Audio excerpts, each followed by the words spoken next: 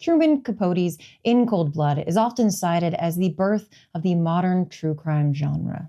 It was a smash hit, catapulting Capote's career and opening the door to what is now a landscape of endless videos, podcasts, and retellings of true crime events. And looking back at it with a modern lens, we can see that Capote's novel also highlights many of the modern problematic aspects of the genre as well, from the way that Capote financially benefited from other people's trauma to Capote's many inaccuracies in recounting the story, especially when it comes to recounting how the cops handled the investigation. The Kansas Bureau of Investigation waited 5 days before following up on what turned out to be the crucial lead in the case, rather than doing so immediately as Capote wrote in his novel. This is not a trivial matter because if the KBI had acted quicker, the killers, Perry Smith and Dick Hickok, may not have made it to Florida, where they possibly committed 4 additional murders of a husband and wife and their 2 young children. Hello, my name is Maggie, and I listen to true crime. Maggie, why do you do this clearly bad thing? And good question. I don't really know. It probably started during the pandemic when I needed endless hours of something, and I've always loved nonfiction. I do think truth is oftentimes stranger than fiction, and true crime stories are no exception. But I think what really demanded my attention and made my ears perk up was how often true crime involves an open discussion about the failures of policing in these cases. I started to recognize creators who, when I first started watching their videos, it felt like they were giving cops the benefit of the doubt. But over time, they've almost like radicalized themselves because of how egregiously and how often police mess up a case, purposefully sabotage an investigation, or are even sometimes the killers themselves. If the beginning of this genre was Truman Capote hand-waving the failures of law enforcement, then we have come a very long way, my friends. And as somebody who studies media and the effects that it has on people and society, I just found that progression fascinating. I first thought this video would be, a deep dive on true crime channels and making a big catalog of videos to analyze how often true crime stories feature good police work and how often they cited a problem with the police's investigation. But I eventually had to stop because it was practically all of them. All of them had police fucking up the case. There was no point in keeping track. Police losing evidence. Police disrespecting grieving family members. Police letting a serial killer go because he just seemed like a nice guy. Police ignoring women who repeatedly asked for help. Police ignoring indigenous communities when repeatedly asking for help. Police engaging in cover-ups. Police themselves being the ones who commit murder. And in the rare case where cops actually did do their job, the hosts were genuinely surprised. It is true that the most compelling true crime stories often have some remarkable element to them, and often that means a police investigation that completely messes up a quest for justice. But true crime stories are just like the exception, right? In most cases go smoothly, and that's why we don't hear about them. Right? Right now, in the United States, if someone murdered you, let's say, there's a 50-50 chance of the perpetrator being apprehended. A real glass half full, half you got away with murder situation. And clearance rates for the police have been in a steady decline for the past 50 years. And police funding steadily increasing. And this is all despite crime rates being at an all-time low. Crime is at an all-time low. Police funding is at an all-time high. They're becoming less effective with more time and resources. Now, I'm pointing this all out because, if you haven't noticed, there's a real policing problem in the United States. And that was before the police were being used to illegally brutalize and incarcerate our neighbors. If Truman Capote represents the classic problems of true crime coverage, like profiting off tragedy, now we also have new, modern problems with the true crime genre. If you do a cursory flip through true crime YouTube channels, you see a lot of lazy slop.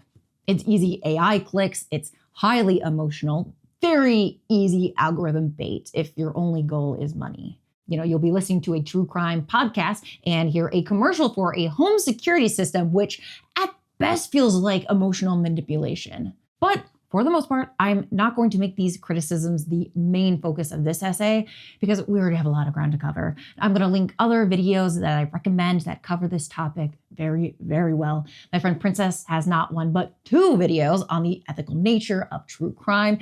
Lindsay Ellis just put out a video on Nebula about police body cam footage content that I highly recommend. So, while the ethical nature of true crime is murky at best, there are creators who have tried to correct many of the problematic aspects of the genre from the past and try to engage in best practices. Some creators highlight stories of missing Jane or John Does who are still in need of identification, instead of famous cases that have been oversaturated in the genre. Some cover cases that are older instead of breaking news to avoid cases currently in the public eye. Some frequently share stories about Indigenous and other vulnerable communities because they receive less coverage from mainstream news outlets. There are passionate people in the community who are dedicated to making things better. But so often in these cases, the very people whose job it is to make things better are the reason the case is being covered years later on a podcast in the first place. If you've watched any amount of true crime videos, then what you're about to hear won't come as a surprise. We have discussed many cases here on my channel where it is apparent, it is evident, plain as day, that a department, a group of law enforcement, is putting in no time or effort into a case. Understandably, his family has expressed extreme frustration with the police, stating that 98% of the search effort was carried out by the family, which obviously is very frustrating. I have such a serious issue with how the authorities handled this situation. She talked to police officers about his behavior. She talked about how she didn't feel safe. Doesn't seem like the police cared to learn as much as they could about Mercedes' life leading up to her murder. Policing has been a topic of discussion in activists and civil rights communities since the inception of the police. But that has me wondering, where does the true crime community fit into this discussion? Why are police seemingly and statistically so inept? Why do we see the same mistakes happen again and again in police work? And in the act of researching and telling and listening to these stories, are creators and audiences learning to distrust the police, who seemingly fuck up investigations week after week? And it's not just me asking this question. I see all the time comments, viral posts, asking why aren't more true crime heads anti-cop? Well, like I mentioned before, we're not exactly starting on an even playing field. Since the beginning, true crime has gone hand in hand with police department propaganda. Every great story needs an easily identifiable villain and a hero, and if the criminal is the villain, then that makes the cop de facto the hero. It's easy to take for granted how much media influences our idea of the world, but law enforcement surely knows how important it is. The police spend tens of millions of dollars every year in PR departments, shaping their public image, sometimes even rewriting history entirely. They spend so much money creating relationships with news outlets and politicians and tech companies to cast their actions in a favorable light. But they don't exactly have that same relationship with independent true crime YouTube channels, which is probably why it's easier to stumble upon someone with a messy bun angry at the police for once again lying to a family and saying that they need to wait 24 hours before reporting their loved one missing. 2 years ago, a huge true crime channel did a documentary about Jessica Easterly, a woman who went missing in 2019. And they did not pull any punches, calling out local law enforcement for not investigating the main suspect, Jessica's ex-husband. New Orleans was Jessica's home, and the New Orleans Police Department, who swore to serve and protect her, utterly failed her. They failed to investigate, they failed to care, and failed to even try to solve her murder. But this is just one instance. I mean, with how popular true crime is, I wondered, is there an overwhelming push from the true crime community to change the way that policing is done in the United States? Is there a true crime to ACAB pipeline? No, not really. But there should be. And there could be. If there's one thing I have learned from listening to true crime, it is that if you see something, you need to say something. So, I will be that girly who helps make the connection between police failings as depicted in the true crime genre and the structural failings of policing in our society. To help with this investigation, I did what any good detective would do. I talked to the experts. Throughout the video, we'll hear from Alec Karakatsanis, civil rights lawyer and author of the book Copaganda. The way that the police market themselves, they understand that nobody thinks that the police are a solution to interpersonal violence among people who know each other. They want to market violence as committed by all these strangers and immigrants and poor people and people of color because those are the people that the police spend all their money cracking down on. And for a layman's perspective, Brandon Sutton, political commentator and recent true crime enthusiast. The true crime genre makes people believe, and this is not incorrect, that police don't work. Now, a lot of people, because it's America, think that there's like a punitive reason for that. Like the crime is not punished harshly enough. Like the judges aren't allowed to sentence people to death for stealing a loaf of bread. Cops are ineffective. People know that. They just don't know what the solution is because they've been fed a lot of like conservative propaganda about what makes policing effective. I'll also have a reading list and bibliography below. You can peruse your heart's delight. But Alex Copaganda and The End of Policing by Alex S. Vitale, who's now on Zoran's transition team, were particularly helpful. One last caveat, I am not necessarily endorsing any true crime creator that we talk about or feature. And now, just like any Rian Johnson queer detective, which is to say any Rian Johnson detective, we need to go back to the beginning of the story.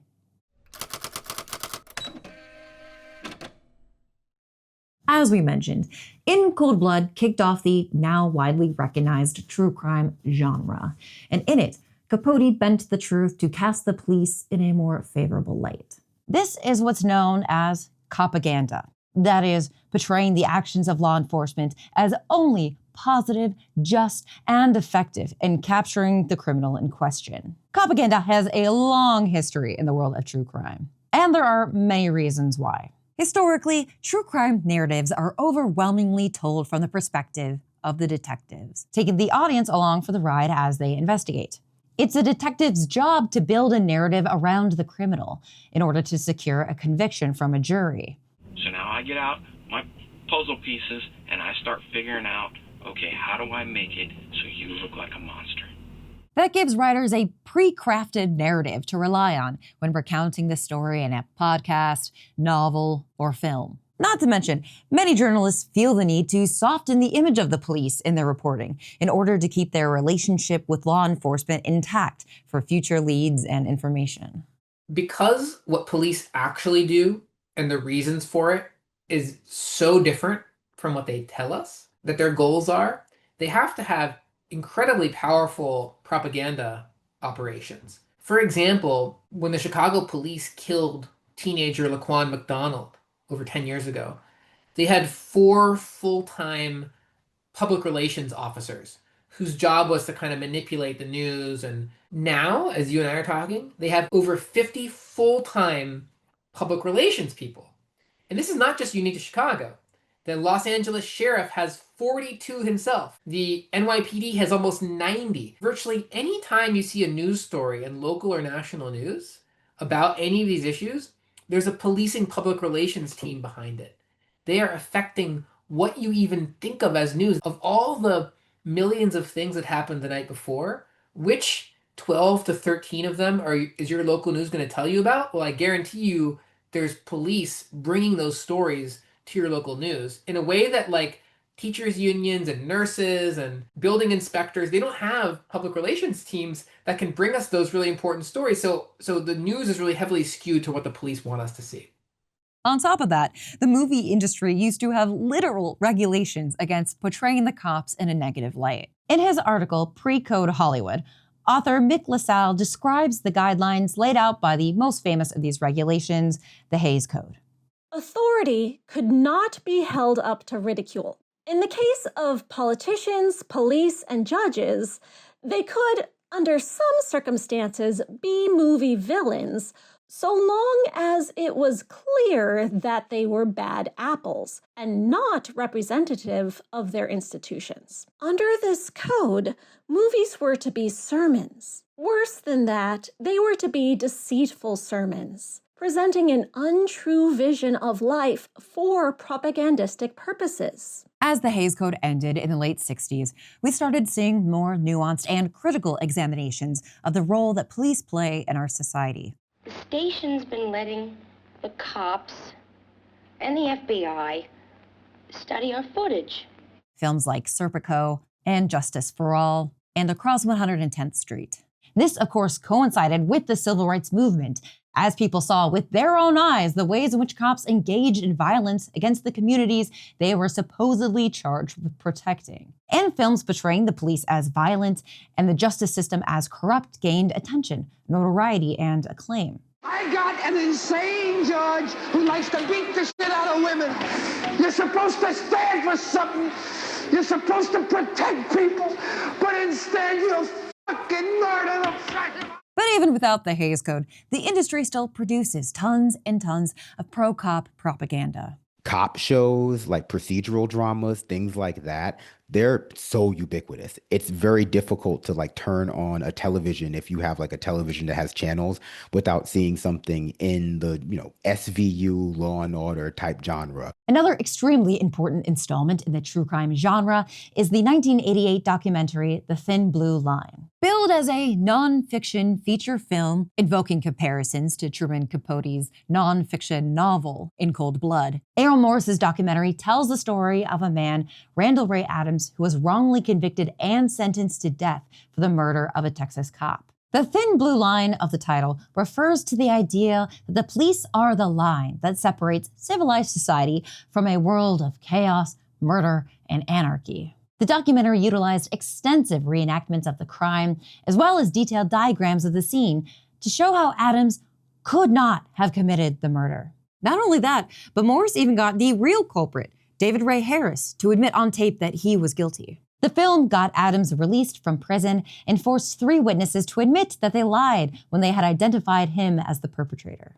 The extensive reenactments were not only a turning point in how documentary film was produced and perceived, but also in opening up the public to be more skeptical of the police and the criminal justice system. Even though the film was successful by documentary standards, The Thin Blue Line's reach was limited by the simple fact that documentaries weren't big business at the time. On the other hand, mainstream shows like Cops, debuting a year later, offered high-energy, titillating, extremely pro-police perspectives, which presented themselves as true depictions of police and criminals.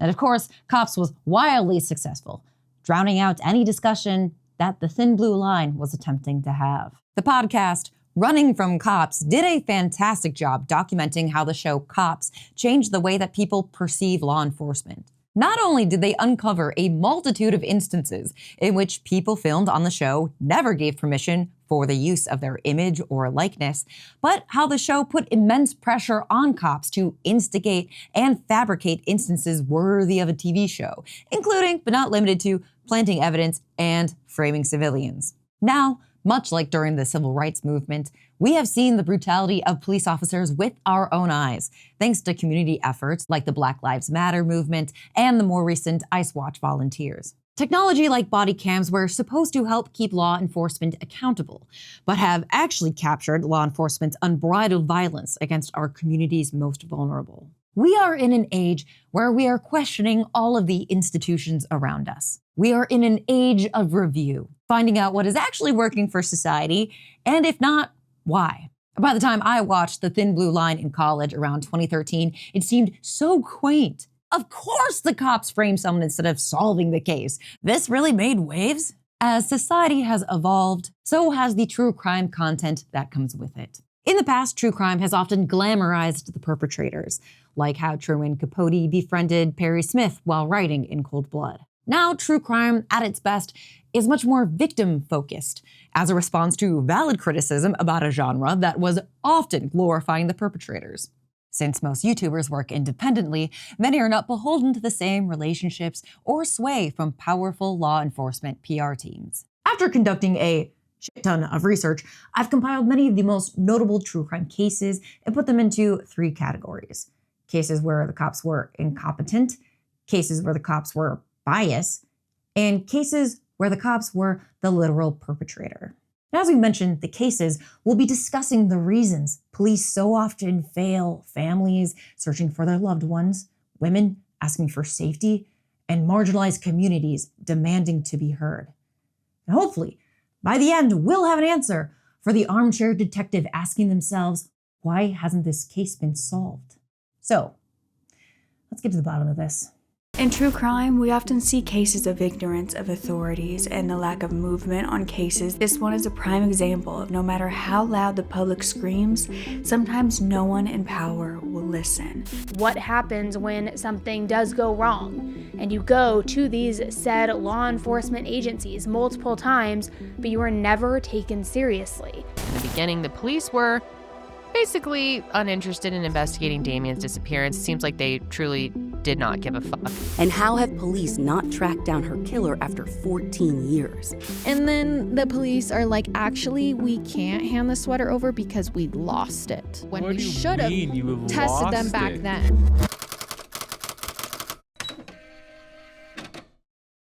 How do police officers who are so inept end up at police departments? Well, firstly, when a person becomes a police officer, extremely little of their day-to-day work actually involves investigation. Felony arrests of any kind are a rarity with uniformed officers, with most making no more than one per year. Secondly, most police resources don't go towards investigations or anything that remotely helps solve cases. Money goes to things that will make the police department more money. Things like low-level drug busts and parking enforcement. The bulk of police officers work in patrol. They take reports, engage in random patrol, address parking and driving violations and noise complaints, issue tickets, and make misdemeanor arrests for drinking in public, possession of small amount of drugs, or the vague, disorderly conduct. When you get a parking ticket for being a minute over and you yell, "Don't you have anything better to do?" The answer is yes, obviously, but this is what makes money, and in turn guarantees more funding for the police department. Local governments are often funded by massive ticket writing campaigns. And if you're not funneling money into the local government, it won't be funded back into the police department for retirements and pay raises. There's not much incentive for the police to prevent a crime, hence why they'll hand a victim back to the perpetrator or ignore a woman's 14 calls for help. There's no reward for stopping a crime from happening. At every single level in the police bureaucracy, they're not hiring for or training for or implementing intelligent processes for solving crime. And that's why the clearance rates in really serious crimes have gone way, way down, even though police budgets have gone way, way up in the last 30 years. Never underestimate how incompetent most large government bureaucracies are, particularly the police. Extraordinarily, it's basically like flushing money down the toilet. The police rely on data to justify their jobs to the community. There's nothing that keeps track of crimes prevented.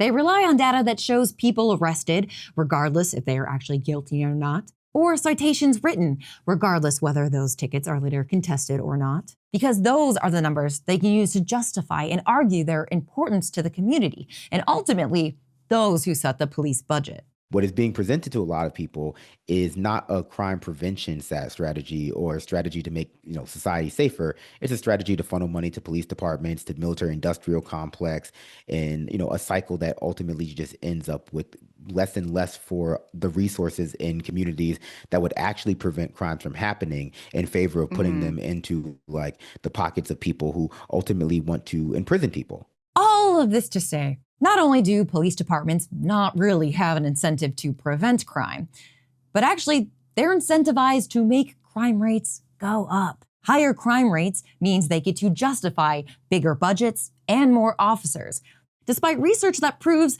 throwing more money at police departments actually leads to less crimes being solved. Our society has invested so many tens of billions of dollars in courts and judges and police officers and cages and chains and prosecutors and prisons, right? That we actually don't invest in the resources that people need. So for example, a place to go with your kids, shelter, right? Adequate medical coverage if you leave your partner who's abusive. These are all things that are proven in study after study after study to lead to lower levels of physical and sexual violence And yet in our society, what we're doing instead is punishing people in a way that actually makes people more likely to be victimized in the future. And we're sending the people who we punish into horrific places where they themselves are likely to be traumatized and brutalized again, and it leads to these vicious cycles of violence. And it's just all so contrary to the evidence that it's amazing. The people that are advocating for that kind of flat eartherness are calling themselves tough on crime, even though their policies actually increase crime in the short, medium, and long term. And the news media just goes along with it. This might surprise you because of how important they seem, but detectives only make up about 15% of the police force. And within that 15%, most of their day-to-day job is taking reports of crimes that they will never solve, and in many cases, will never even investigate. The majority of police departments are not made up of people who were trained to do investigative work. They could have hours and hours of work experience, but only a small sliver of this will be experience actually investigating and building a case. By the time police departments are done paying all their lawsuits, the bonus pay, overtime, and retirement packages, funding detectives in their investigations are an afterthought. So to sum it up, cops aren't effective at keeping us safe because it's not actually the cop's job to keep anyone safe. Say your ex-boyfriend has been stalking you. Given that you documented enough proof and you've spoken with an officer who actually takes your complaint seriously, then the court can grant you a restraining order. But the only thing holding your stalker to that restraining order is the person stalking you. The police can't step in and charge anyone with a crime until that person has violated the restraining order. And at that point, it may already be too late. And this doesn't even address the fact that police officers are consistently cited as being involved in more domestic violence incidents than the average population. And when they do get caught, only 30% of officers who are convicted of domestic violence end up losing their job because of it. Policing is dangerous for everyone involved, so it's fortunate that we've seen some extremely promising results with alternative policing solutions, like the numbers coming out of Baltimore. After years of turbulent corruption and violence, the new mayor, Brandon Scott, used money granted from the American Rescue Plan to fund a data-driven violence prevention policy. This April, Baltimore saw 5 homicides. That is the fewest of any month since 1970, when the city began tracking monthly homicide numbers. In the first 6 months of the year, homicides were down 22% compared to 2024, and non-fatal shootings were down 19%. This is the latest in a string of historic declines in violent crime. Baltimore Mayor Brandon Scott, Democrat, who was first elected in 2020, has brought the city's homicide rate down by treating violent crime as a public health crisis. That means treating violent crime as a symptom of multiple factors, including racism, poverty, and past violence. Addressing violent crime as a public health issue involves going beyond arresting people after violence is committed and taking proactive and preventative measures. What Baltimore did that's so impactful is really invested in a whole ecosystem of community-oriented interventions. What we have is a comprehensive violence prevention plan that are laid out in 2021, and now we have the lowest amount of homicides that Baltimore has through this date on record. And because these initiatives worked so well, of course, Trump is trying to reverse them by gutting their federal funding. Even when cops follow every rule, they are often not the people who are needed in a given situation to prevent or fix interpersonal violence. Another example of traditional police methods failing to prevent tragedy is the recent Netflix documentary, The Perfect Neighbor. The film is edited almost entirely using body cam footage and Ring cameras. It details the escalating violence of a woman who would go on to shoot her neighbor, A.J. Owens. In it, we see police complete house call after house call after house call, but nothing the cops did. Writing a report, de-escalating the situation, talking to the aggrieved parties, prevented the violence from taking place. There were no mental health professionals or community organizers dispatched to the site, only the police, in a clear antagonism of a Black family and their children living next to a racist, trigger-happy murderer. In many ways, this was an example of police doing the best work that they are capable of, but the situation still escalated until an innocent woman was killed. Research done in Chicago and other cities has created a consensus that $1 spent on intervention reduces violence more than $1 spent on policing. By the time you are calling the police for help, you have already been failed. because money spent on preventing a crime from taking place could have completely prevented a true crime story from happening. Prevention is safety. Policing is revenge. They can't undo what's already been done. So, it seems like police might be bad at the things we imagine that they should be good at. And that's because policing itself was not created to do the things that we need them to be good at. Let's talk about that next. What was the police force actually built to do? In 2011, she told the New York Times that her daughter's case was ignored because Shannon was in sex work. She said, quote, "I think they look at them like they're a throwaway." Dwayne was treated differently than a white boy would have been at the scene. He was stereotyped as a young black man exhibiting unpleasant hostility and agitation. These women were thrown behind bars for nearly 2 decades, despite a lack of proof that the crime even took place. And the reason why they were so hastily thrown in the slammer was because they were lesbians. I remember the Willie Pickton case. Yeah. He was just picking up sex workers who were also usually people of color, indigenous people. Police just didn't care. And Yeah. there was dozens of women.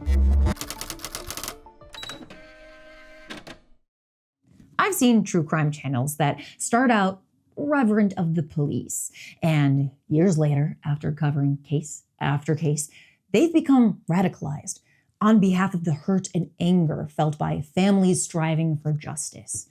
And quite often, those families have to take on a complacent police department who have decided their tragedy is not a priority.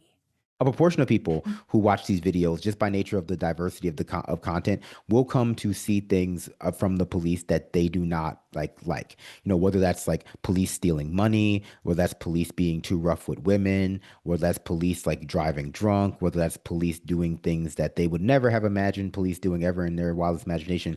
They will come in contact with that stuff, and it's that kind of contact that over time can change people's perception of like what is happening. Like we mentioned, many who care about making true crime content as ethically as possible will try to center the victim because of how indelicately true crime has handled that in the past. And while it is important to zoom in and focus on each victim as a whole human person, it can also be helpful to zoom out and ask, why is there a systematic failure of these institutions? And why do their failures disproportionately affect the most vulnerable in our society?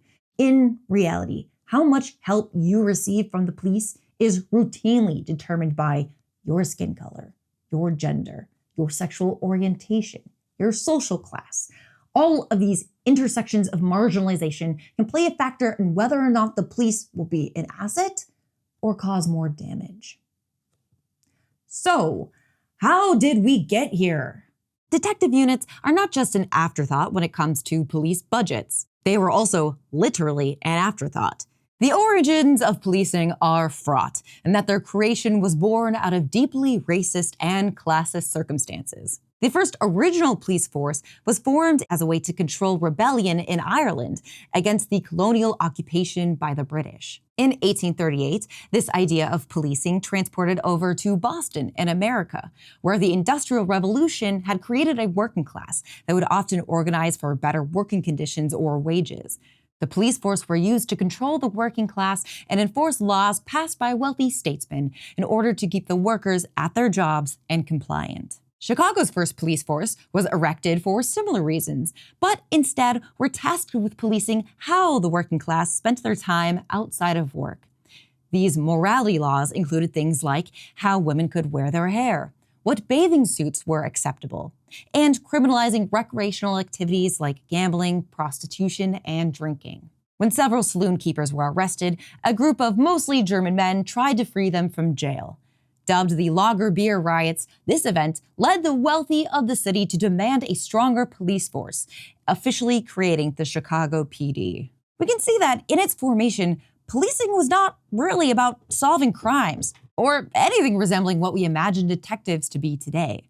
They were mostly used to suppress the lower classes at the whims of the upper class. Much like the British had in Ireland, America also learned many oppressive policing tactics by our occupation of the Philippines in 1898. As local Filipinos organized against colonial rule, the U.S. learned how to tamp down dissent. The U.S. carried these lessons over into forces like the Texas Rangers, whose initial goals were to suppress the Mexican population in favor of the new white settlers to the region. Mexicans and Native Americans who resisted the white colonialists were beaten and killed. Writer historian Mike Cox calls this time period nothing short of an extermination campaign. Southern U.S. cities already had their own organizations to suppress slave rebellions. These slave catchers had permission to conduct raids on private property to check for weapons and antagonize slave populations, and also monitored pathways that would lead to freedom in the North. After the Civil War, the 13th Amendment restricted slavery to only apply to people convicted of felonies, so slave catchers transitioned into enforcing Jim Crow-era laws that further subjugated the formerly enslaved communities. In the North, white populations feared the influx of newly freed people.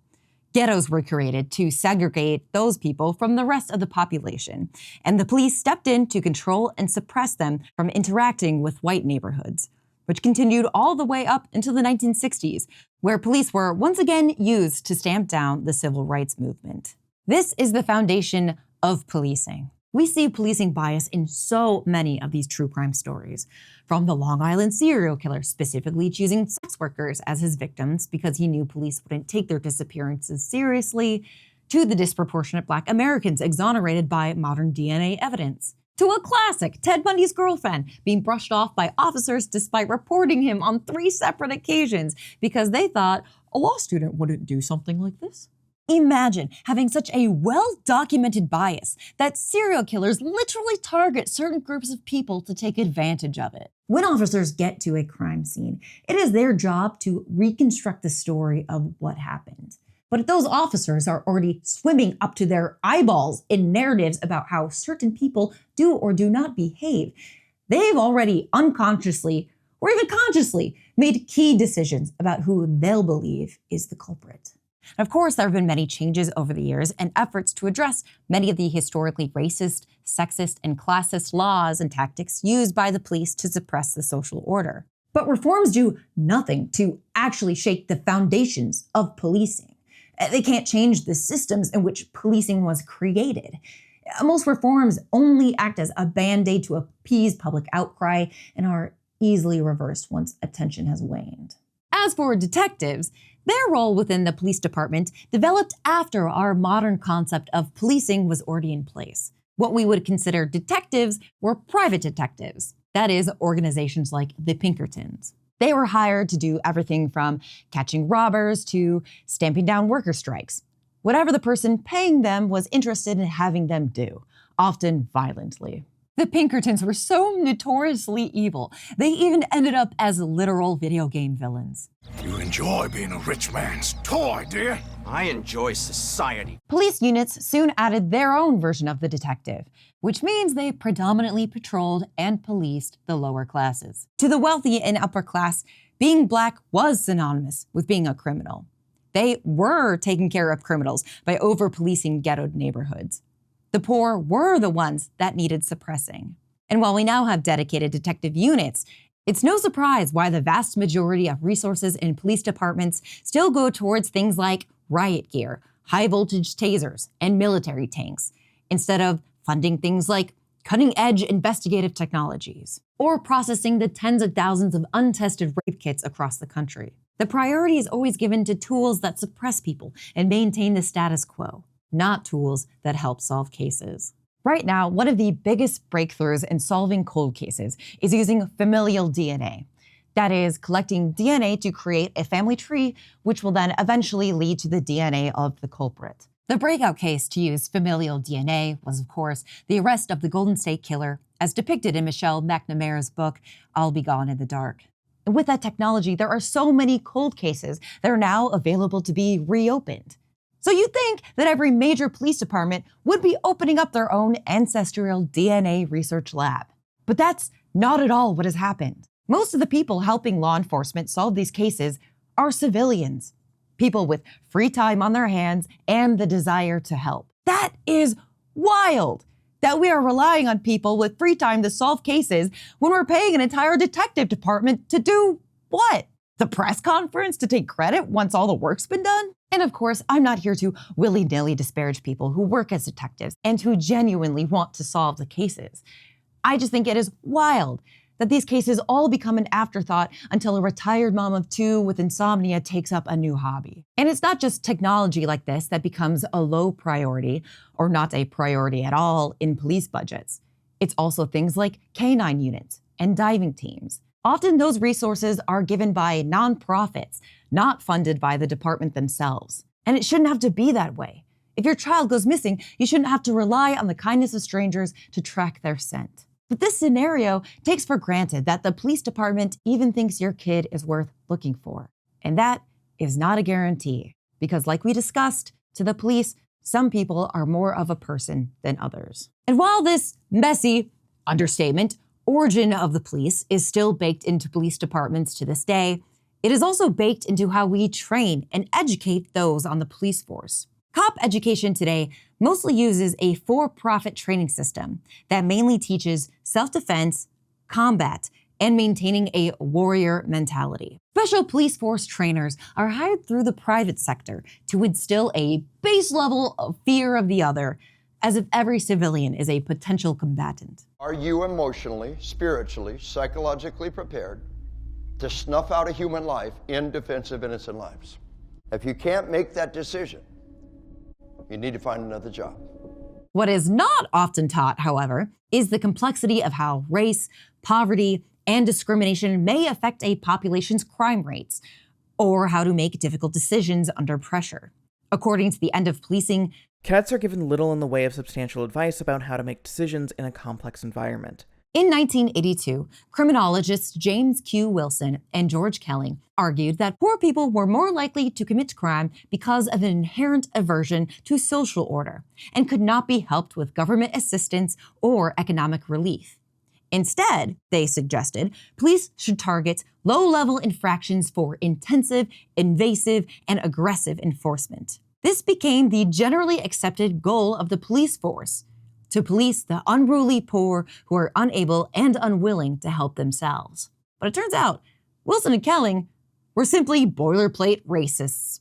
They believed those experiencing poverty or born Black were inherently inclined to be a criminal. And this fundamental attitude is still a major influence on policing to this day. And that is what we are witnessing when we see cops racially profile suspects, use excessive force on the most vulnerable in our society, or shoot before they understand what they're shooting at. And while there have been attempts over the years to add more education about police bias, racism, and sexism, all of it falls on deaf ears when the fundamental idea of policing is not actually about keeping citizens safe.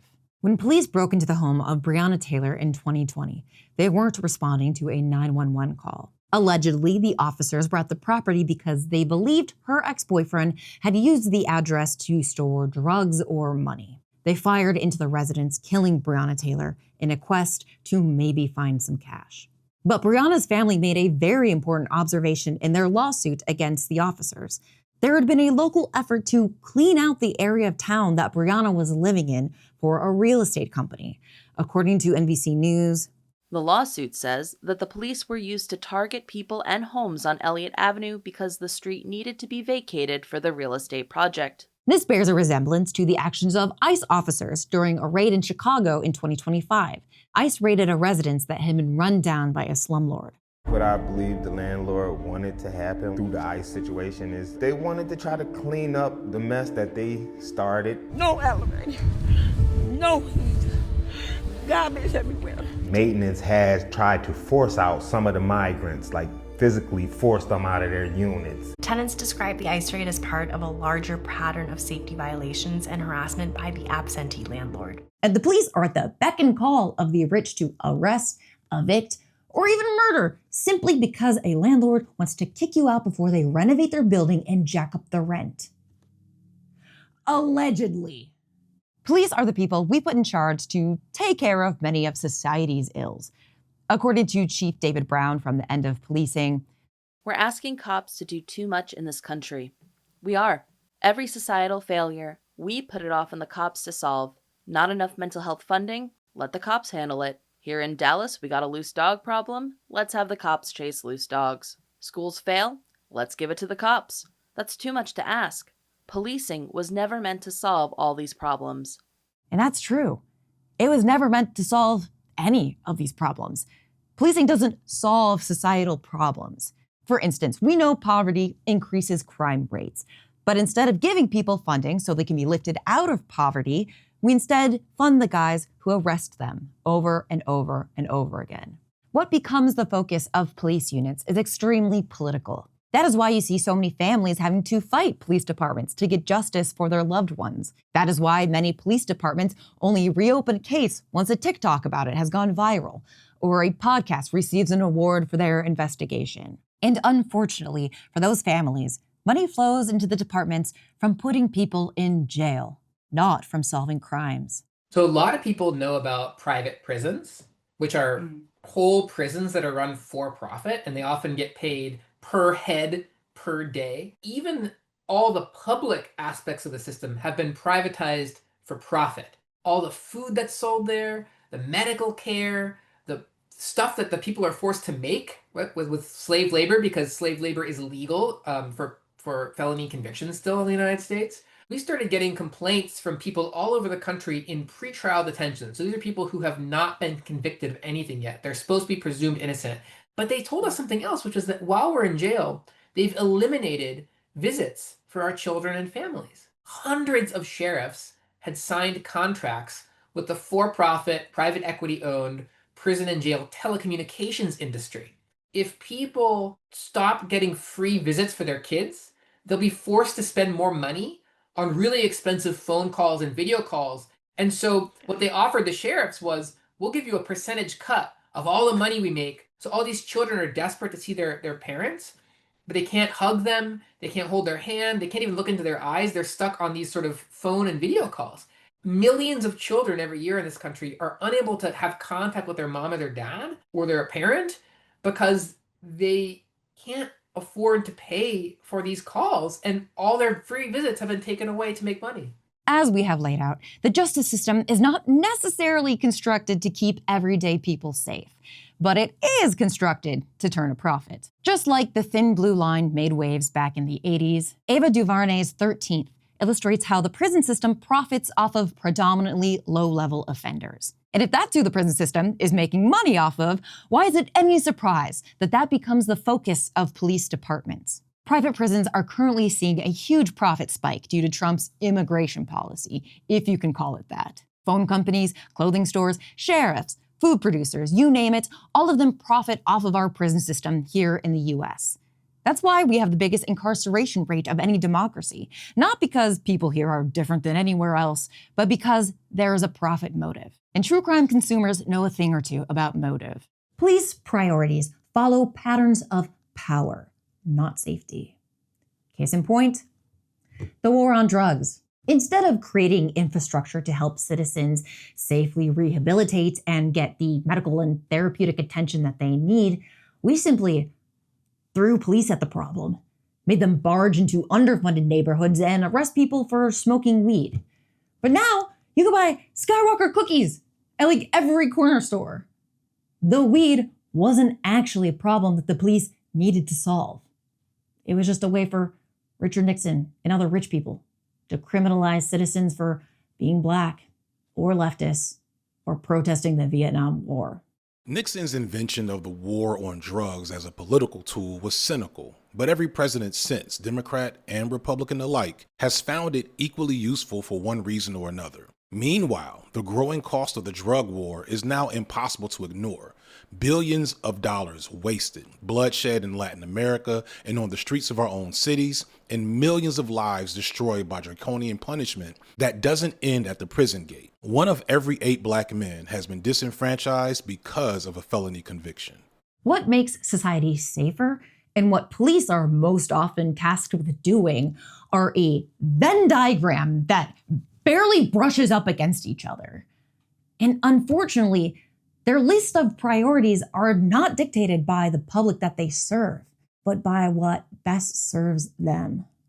That is why U.S. police chose for many years to arrest more people for marijuana possession than for all violent crime combined. That is why police prioritized budgets for SWAT teams to search for drugs in poor communities over testing rape kits. That is why the Los Angeles Sheriff's Office responded to proposed county budget cuts by threatening to cut the divisions that handle white-collar crimes and sexual abuse. That is why about 90% of people prosecuted for crimes are very poor. That is why no senior figures were prosecuted for the 2008 financial crisis or the U.S. torture program after 9/11. That is why police tolerate widespread drug use in dorms at Ivy League universities. That is why most of the undercover police operations in hundreds of U.S. cities target disproportionately Black, Hispanic, and immigrant people instead of other police officers, prosecutors, real estate developers, fraternities with histories of drug distribution and rape, or corporate boardrooms with histories of tax evasion, fraud, and insider trading. That is why a playground fight at a low-income school results in a child being taken away from their parents and jailed with a criminal record, while the same fight at a prep school may result in a call to parents for an early pickup that afternoon. When you get right down to it, your missing child becomes a footnote under all of the things that the department has prioritized since the invention of policing. I feel that my daughter's case is not a high priority. Like her parents said, they were never once called to be asked questions about Mercedes. And no parent should ever have to, wonder if police even really care about solving the murder of their child. That is why families often reach out to true crime channels to cover their cases. Without public pressure on detectives to solve a case, your tragedy might simply become a folder in a filing cabinet, one that you can only hope won't be misplaced in the evidence room. The corruption within the LAPD involved police officers having sex on duty with prostitutes, having sex with Explorer Scouts. Today we're talking about the algorithms used by cops to violate your privacy and terrorize innocent people. The deputy then told her that he was going to rape her and kill her, and then her friend too. After 20 years, more evidence came out that police had possibly hidden proof of their innocence. Some people who sport a shiny badge use their position of power for evil. And sadly, this is one of those stories.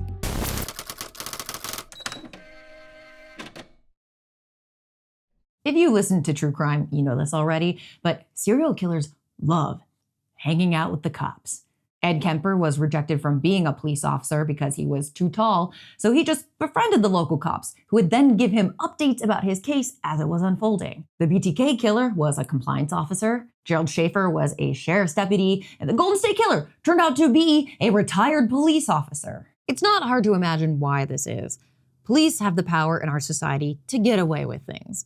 There are literally laws on the books, like the concept of qualified immunity, that keep them from being held accountable, even when they do really, really bad things. And if they do get caught, police misconduct suits are often settled out of court, often using money from the local government, not even their own departments, to pay off harm that they have already caused. Police don't keep good records on how much they pay for settlements each year.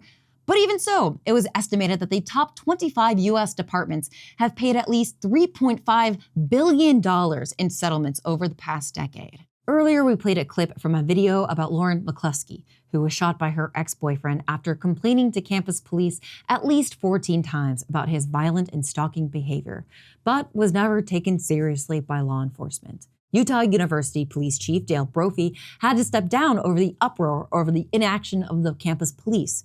But he left with an entire year's salary of $151,000 and threw himself a $6,000 retirement party. Another police officer, Miguel Darris, steps down from his position after it was found out that he shared explicit photos of the victim. He was immediately rehired by the Logan City Police Department and wasn't fired until citizens, enraged about the case, informed the Logan City Police Department about why Miguel Darris had left his previous job. Both officers later went on to file a $10 million lawsuit against the university, claiming they were simply scapegoats for an angry public. When one of Jeffrey Dahmer's victims somehow managed to escape, female bystanders tried to call the police to get him help. But when the officers arrived, they handed the underage boy back to Dahmer.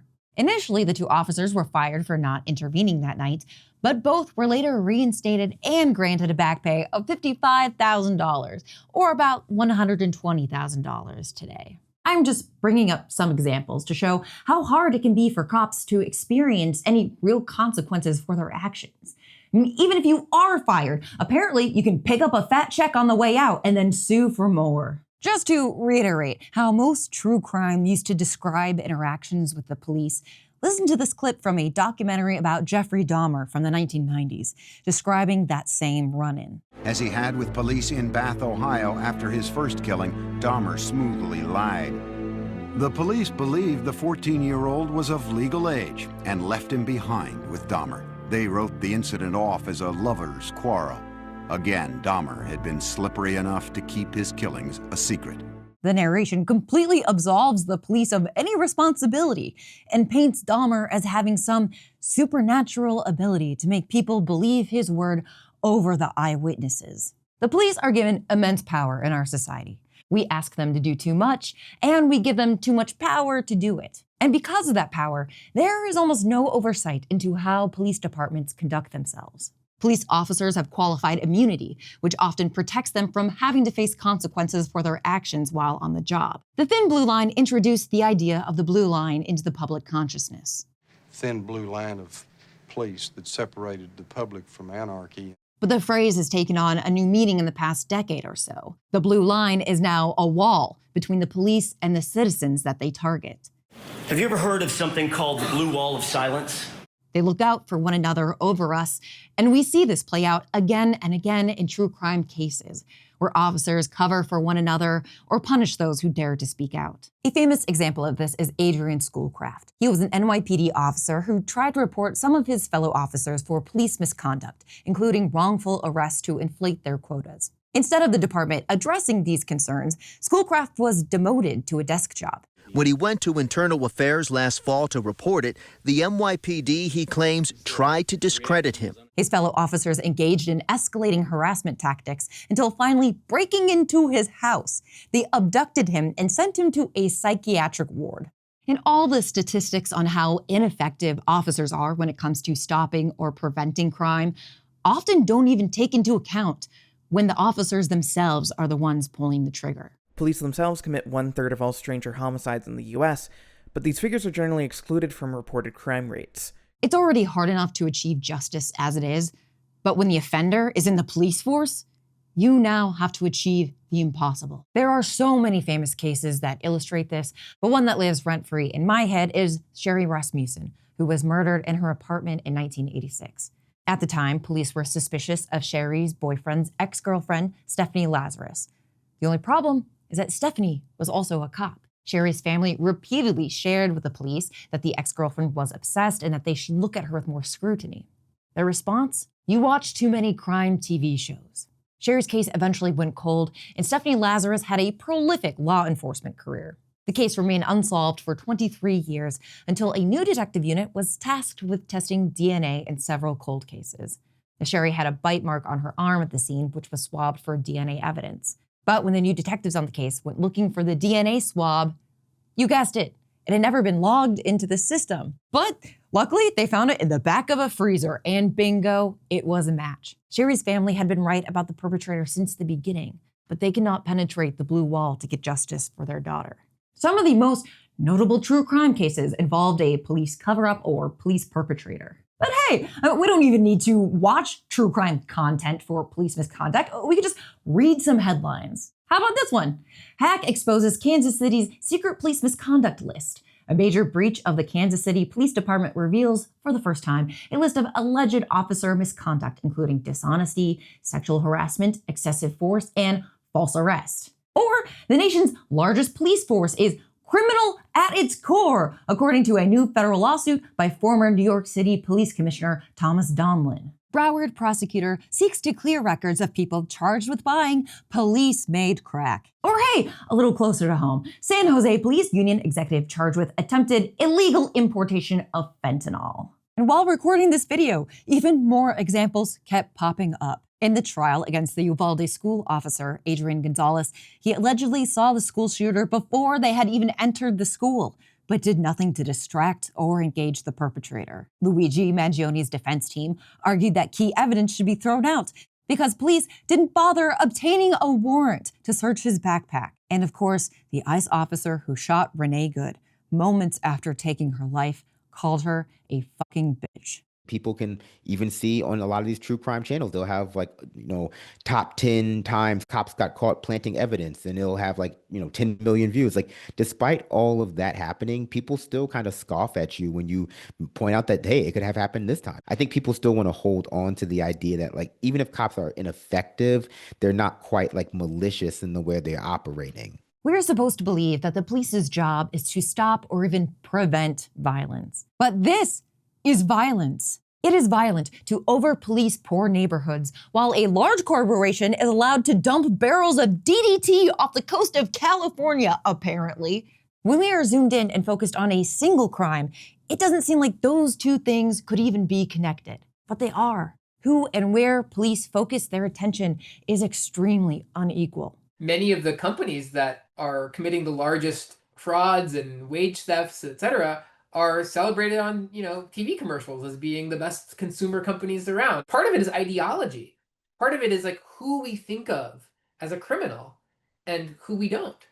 And that's of course tied up in all kinds of stuff like mugshots and who our racialized image of a criminal is. In Sherry's case that we mentioned earlier, the reason the police gave as to why they stopped investigating her murder was because they were focused on the drug war in LA. And that was a decision that they made, to leave a family in limbo for 23 years to instead incarcerate low-level drug offenders. But hey, it wasn't exactly out of the norm for the police to have hired a murderer, is it? We know that from the stats. If domestic abuse is seen at a higher rate within law enforcement, then there is something that attracts violent people who do not care what the rules are to a job that gives them the authority to enforce those rules on others. There's a fantastic podcast that I highly recommend called Snitch City. It's from the Spotlight team. Yes, that Spotlight. It details how corrupt cops in a Massachusetts town have been dabbling in the drug trade and taking advantage and endangering the lives of civilian confidential informants. Each episode details another way in which the local police were harming civilians, from sleeping with women for information, to cutting deals with drug dealers to sell out lower-level drug offenders and then splitting the profits, to relying on young men to be informants about drug dealers and gang activity, but then arresting and incarcerating them anyways when they do something related to dealing or gang activity. And it's a game to a lot of these police officers. And to win, they have to think like the criminal. And they start acting like the criminal. A corrupt officer even snitched to a gang leader about one of their members who was an informant, endangering that informant's life. I had no idea before listening to this podcast that drug enforcement relied on informants to this degree. You see, informants are the backbone of nearly every drug investigation in America. Officers can be promoted based on how many informants they claim to have. And I mean claim, because cops can go all the way to a trial and testify that their information was based off of an informant and never need to provide proof or explanation. It's framed as a way to protect informants, but that is also admitting that those informants, when they are real, are people in need of protection. There are extremely few laws to protect informants. They don't have qualified immunity. They don't hold a position of authority. Their job as informant is as dangerous as the cops, but they won't be given the same backup, support, or resources. To me, this is an example of how even something as important to law enforcement as drug control only has laws protecting one side of the equation. But as long as the officers have impressive numbers on paper, they will be rewarded within the system, no matter how many laws they break while doing so. Other side of that coin is there are a lot of actual police informants who commit rampant crimes, but they're basically granted immunity by the police because they're an informant. Individual people can commit crime after crime after crime after crime, knowing that the police aren't going to target them for it. And so there's this other side of it where there's huge amounts of violence perpetrated by people working for the police who are essentially immunized by the police. I was one of the countless people who tuned in to watch the Karen Reed trial. Both trials. And what can I say? But this case took the country by storm for a reason. It touched on almost every aspect that we discussed in this video. Police incompetence, police bigotry, police corruption, all on display for the public to witness. It was one of the first times I have ever seen police officers have to take the stand and defend their corrupt actions and the actions of their fellow department members. I was stunned. Even as someone who's very aware of police misconduct, I was shocked by the level of blatant corruption on display in this case. Well, let's talk about your figures of speech. During the course of your investigation, your figures of speech include the following. She's a bitch. Objection. Is that right? Yes. A whack job, correct? Yes. She's fucked, according to you, right? Yes.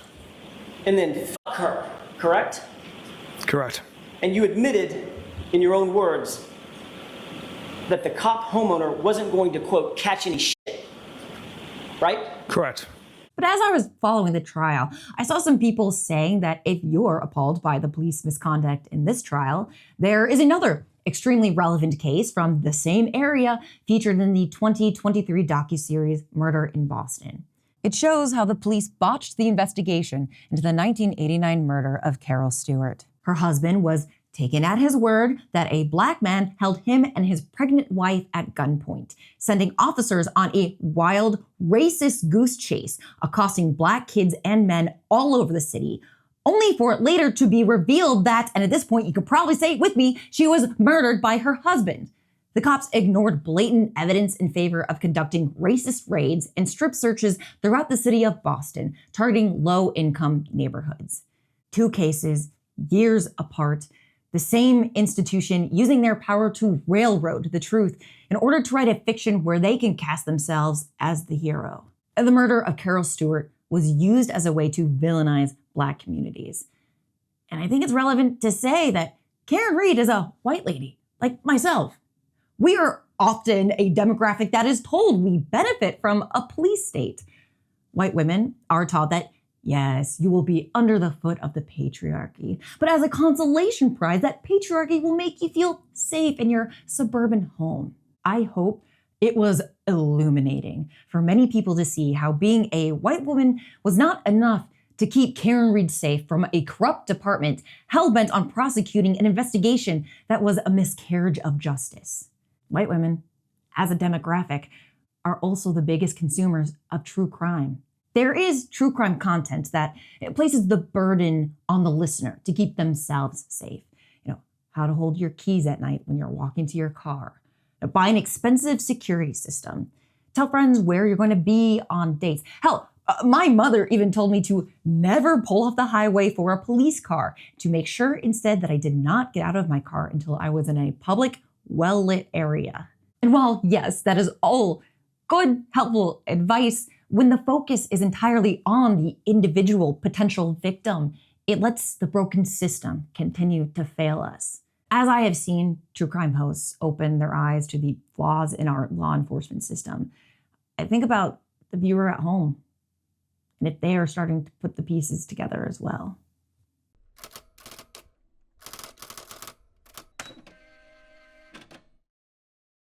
The reason that the true crime genre has changed and evolved is because of the immense pressure from critics and family members of those who have had the worst moments of their lives shoved onto the world stage and then treated as entertainment.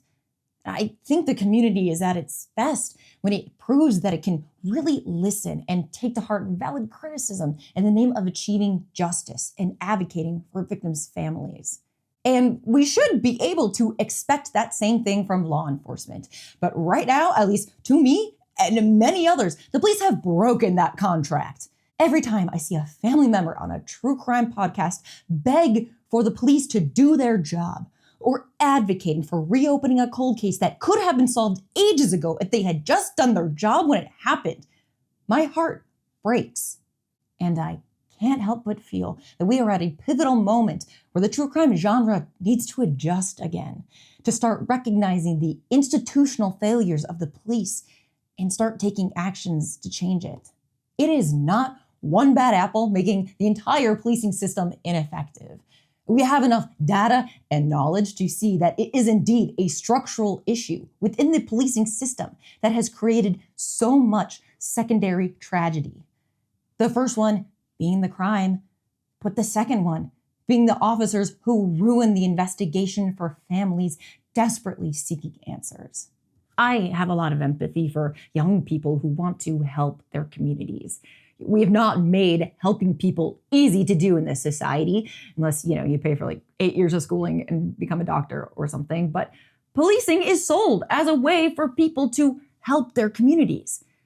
But by the time they get a badge and a gun, they are part of a system that doesn't actually help people and in fact was designed to do more harm than good. And often it is those few good detectives who truly care about their cases that end up running cover for the rest of the police departments. If a town decided that they no longer wanted to fund drug raids that only incarcerated the poorest of their community, then the police will just say, well, I guess you don't want murders to be solved as a threat. Even though detectives only receive a sliver of the massive budget. It is broken. And every week, you hear another story about people who have to wade through its carnage for some semblance of justice. Many true crime videos will end with a call to action to help fund a family's request for a billboard or a cadaver dog or a charity started in their loved one's name. And you should still do those things. But if we want to start changing the structure, we also have to support initiatives trying to change the foundations of policing. But here, I finally do have some good news to share with you. You don't have to start from scratch, and you are not at all alone. There is a rich history of civil rights groups whose goal has always been to make justice work for all of us. And if you listen to true crime, I think you have a moral obligation to help. In the description box below, I included a bunch of links to resources, other videos, books, organizations, and toolkits, and I highly encourage you to check it out. One group that is doing great work is Civil Rights Corps, founded by Alec, who was a big help for this video. One project that the Civil Rights Corps has organized is the Right to Hug, which is fighting to allow children in-person visits with their family members so that they don't have to pay private telecommunications companies just to talk to their parents, many of whom have not even yet been charged with anything, by the way. I'm running a fundraiser on this video for Civil Rights Corps, and you can donate just by clicking the button on this page. The video description has more information on the Civil Rights Corps, the Right to Hug project, how you can request free copies of Copaganda for schools and libraries and prisons, along with a bunch of other great resources. You can ask your favorite creators to start connecting these dots in their videos. If you're a true crime creator, start explaining these structural problems to your audience. But even way more importantly, just start local. Who is on your city council? How do they handle police misconduct accusations?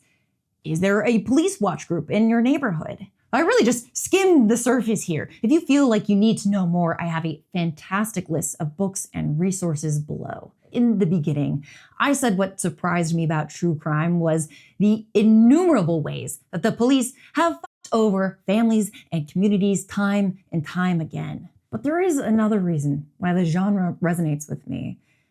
And that's because it is always the communities who solve the crimes, not the investigators.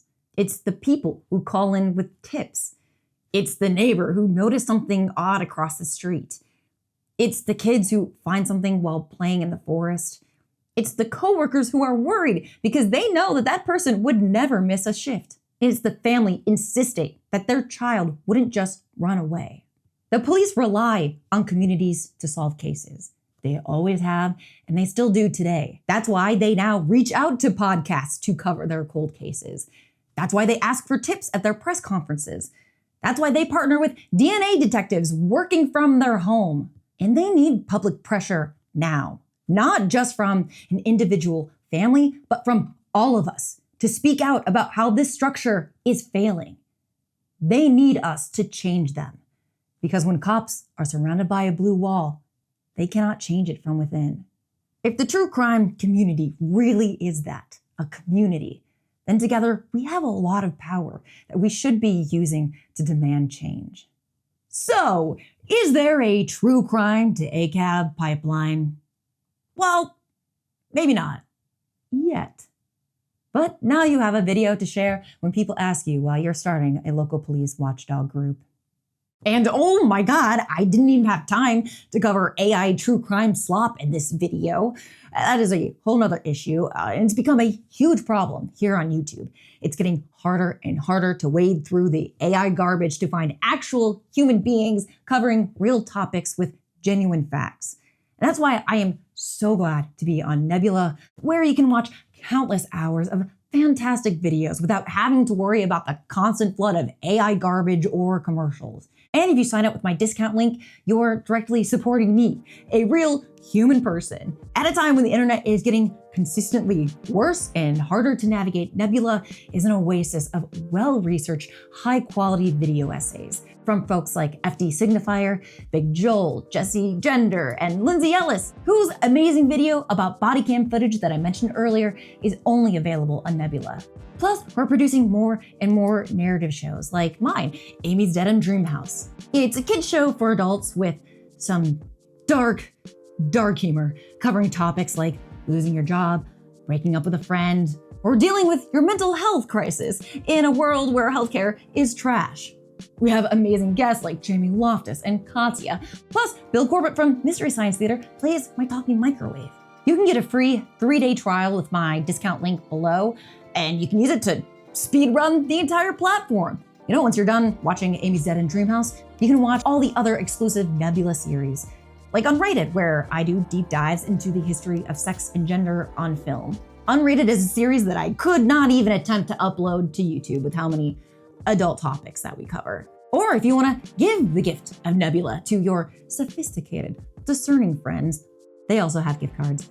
There's even lifetime memberships if you're feeling real frisky. But however you sign up, by using my link, you get a discount and you're directly helping to support a creator like me, plus all of the other great folks on the platform, so that we can keep making impactful videos like this one and more fun, cathartic shows like Amy's Dead End Dreamhouse. Perfect timing, Lewis. Thank you so much for watching this video. Whether or not you sign up for Nebula, I have plenty more videos here on YouTube that you can check out. Plus I have merch and a Patreon if you prefer to support that way. Just head over to patreon.com/Maggie Mae Fish, where you can get your name in the credits and join our Discord server. So, till next time, free Martha. Way to go.